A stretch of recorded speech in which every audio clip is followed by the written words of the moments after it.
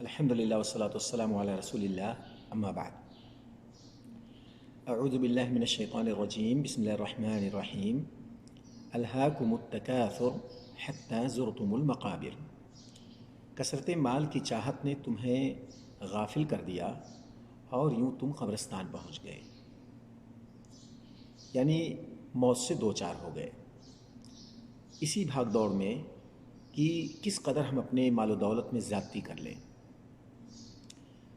اسی غفلت کا شکار ہو کر کے آپ زندگی گزار کر کے موت سے دو چار ہو گئے۔ زندگی تیرے تعاقب میں ہم اتنا چلتے ہیں کہ مر جاتے ہیں، پر یہی زندگی اگر ہم آخرت کو سامنے رکھ کر کے گزاریں اور آخرت پر دنیا کو مقدم نہ کریں، وابتغ فیما آتاک اللہ الدار الآخرہ، اگر یہ فارمولہ ہم اپنائیں کہ دنیا میں رہ کر کے ہم آخرت کو تلاش کریں تو ہمارے لیے دنیا بھی بن جائے گی اور آخرت بھی۔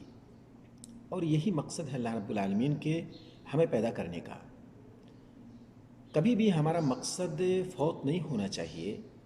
دنیا کے اندر کوئی بھی ٹارگٹ لے کر کے ہم چلتے ہیں تو ہم اس میں بھرپور جد و جہد کرتے ہیں، کوشش کرتے ہیں تاکہ ہمارا وہ ٹارگٹ پورا ہو جائے اور ہم اپنے اس ہدف کو چھو سکیں، پا سکیں۔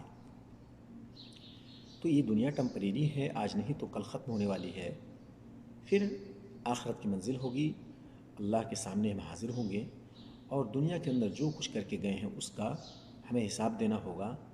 پل پل کا اللہ رب العالمین ہم سے حساب لے گا۔ فَمَن يَعْمَلْ مِثْقَالَ ذَرَّةٍ خَيْرًا يَرَهُ وَمَن يَعْمَلْ مِثْقَالَ ذَرَّةٍ شَرًّا يَرَهُ۔ ذرہ برابر اگر ہم نے نیکی کا کام کیا ہوگا وہ بھی ہم دیکھیں گے، اور ذرہ برابر اگر برائی کا کام کیا ہوگا وہ بھی ہم دیکھیں گے۔ اللہ تعالیٰ نے جو ہمیں زندگی دی ہے اسے ہم غنیمت سمجھیں اور آخرت کو تلاش کرنے کی بھرپور کوشش کریں تاکہ دنیا اور آخرت ہماری بن سکے اور یوں اللہ رب العالمین کے پاس ہم سرخرو ہو سکیں۔ وآخر دعوانا ان الحمد للہ رب العالمین۔